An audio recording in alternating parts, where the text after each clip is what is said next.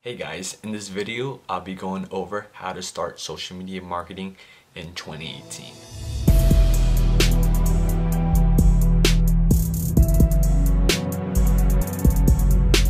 Now a little bit about myself. My name is Kelvin Mai. I'm 19 years old and a college student as well, a full-time college student.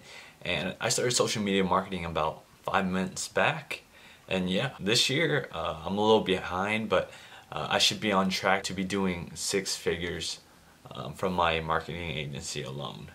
Now this video is not going to be an hour-long video going in-depth step-by-step of every single thing you need to do. This video is just going to be an overview of the process I would take if I were to start a social media marketing agency in 2018.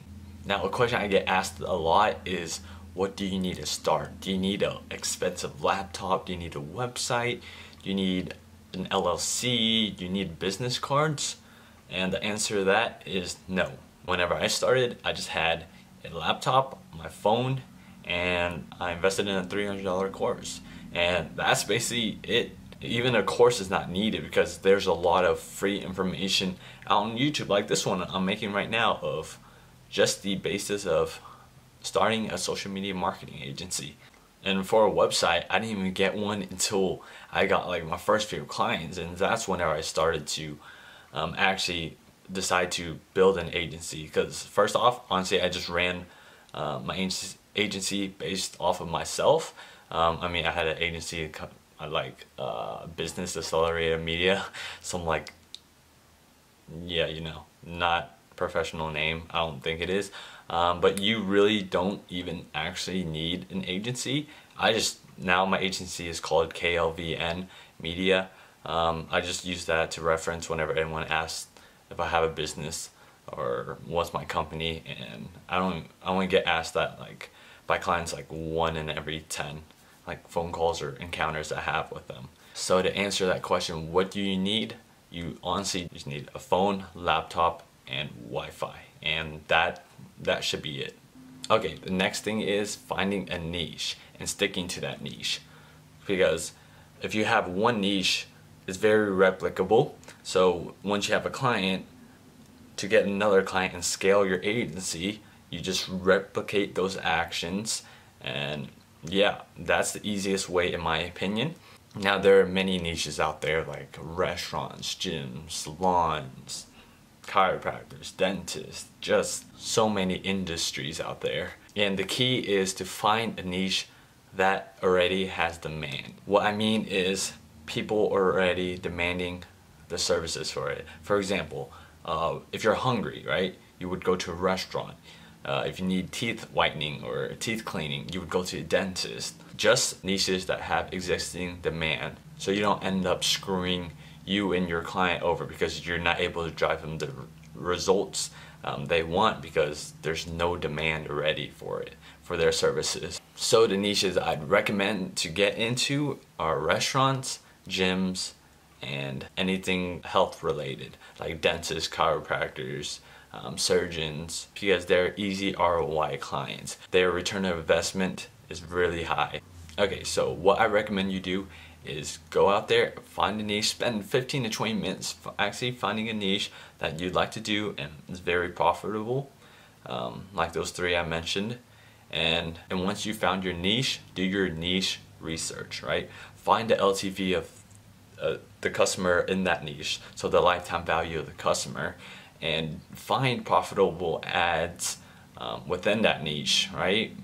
And once you actually do your research, whenever you're talking to a business owner, you'll be able to speak their language. And what I mean is, most people call up businesses and like, hey, I can bring you more money through ads. And trust me, these businesses get calls like these all the time. But if you can call up like a gym and say, hey, we could make you a funnel that we can drive traffic to get you more personal training appointments or get you more members. Do your niche research and you'll be able to speak on the same terms as the business owner. Okay, now that you found your niche and done your niche research, now it's time to prospect, finding your ideal clients.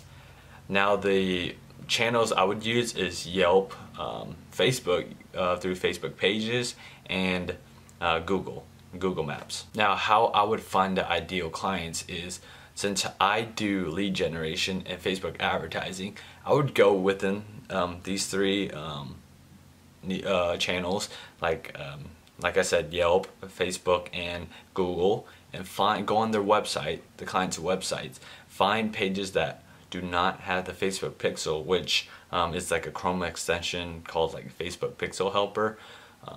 It shows you, once you click on it, it shows if they have a Facebook pixel or not. So that's very effective whenever you're prospecting.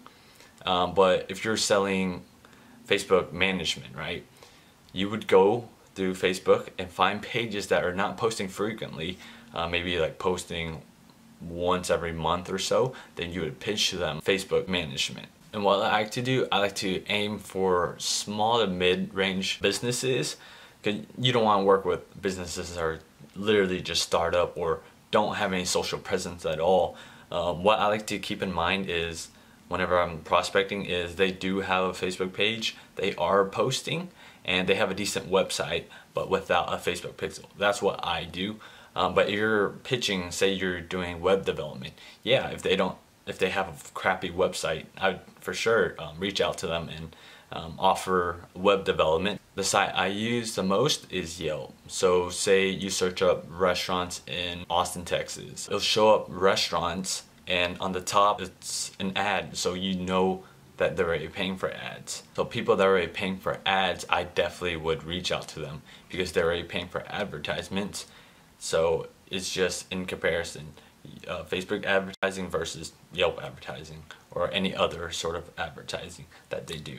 So next, you found your clients. Now it's time to do your outreach. So that can be either through cold calling, cold emails, or door to door. What I do personally is cold calling is the most effective if you're doing it right. The way I do cold calling is I call to set up a meeting. I do not pitch at all because the business are busy and you're busy. You don't want to waste either person's time. So what I would do, I'd call, I'd say, can I speak to the owner? That way you get past the gatekeeper, you get to the owner, and you say, hey, I know you're really busy, so am I, so I'm gonna be quick. You tell them what you do, and the reason for the call is to see if we can set a meeting sometimes this week. Over 50% of the time when I get an owner on the phone, they say yes, because it's just based on how you sound, your tone, and basically how you deliver. And I highly recommend you make a script so it becomes very natural to you whenever you're calling. Now you've done your outreach, you called them, maybe you walked in their office, or you even emailed them. Now you have the meeting. Question is, what do you need to bring? Myself, I would whip up a presentation and bring in a journal as well. So I would go and sit down, have some small talk, then get right into the meeting.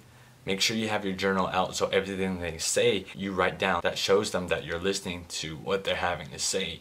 Now things you want to ask is what was their monthly revenue last month? Do they spend any money on marketing?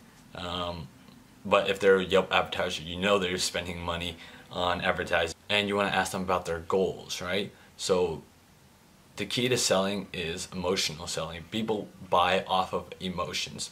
So you want to tell them, right, you're at point A and you want to get to point B, where you learn after asking a bunch of questions and learning about what goals they want to have, whether it be expanding a location, maybe they want to have more staff, or just more free time, because time is very valuable, and you want to position yourself as that solution, right? And once you position yourself at that solution, you can go ahead and present your services and pitch to them. And if they have goals and are ready to change their business in a positive way, you should be able to close them easily.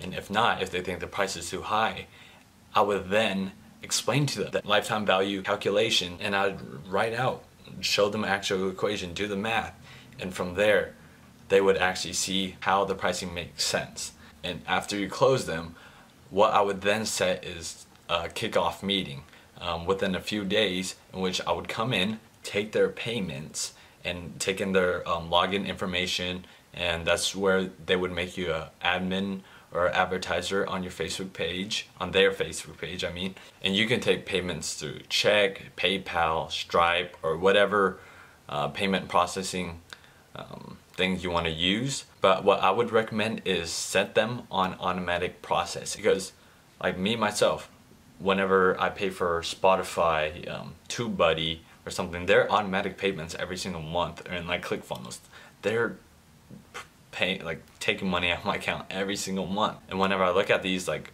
transactions, I'm like, oh yeah, it's just monthly transactions, and I'm too lazy to even go back onto my account. Oh, click cancel subscription or whatever. Every time that you like bring up, hey, it's time to pay your next invoice, that's just reframing, saying, do I actually need this service? Because if you're making people write up a check or something, they'll keep in mind, like, do they actually need this? So yeah, I definitely recommend set up an automatic payment process. You can do Stripe or Simple Invoices or PayPal. Now you have gotten your payments, now start to getting results for your clients.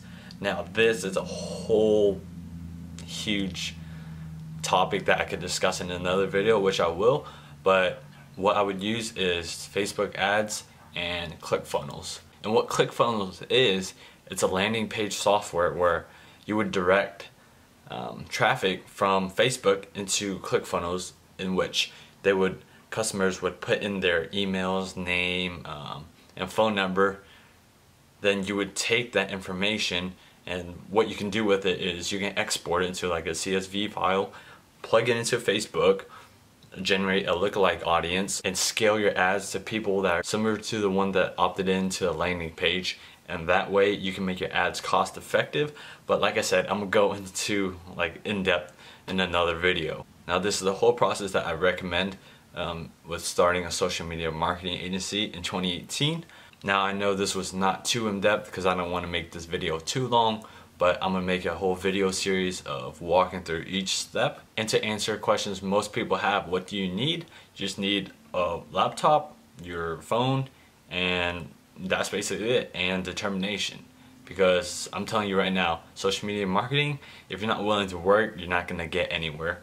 That being said, take this information, just take action. Even if you don't know what you're doing, take action. If you want to stay above your competition and ahead of the game, I'd recommend you get a course. I'll leave links to courses I recommend down below.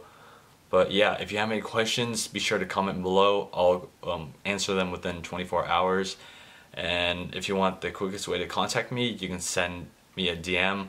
It's at KLVNMAI_. I'll leave a link below as well, and I'll be sure to answer you back there. That's it for today's video. Don't forget to subscribe. I'll be uploading a lot more videos this coming week and this whole month. So yeah, I'll see you guys then.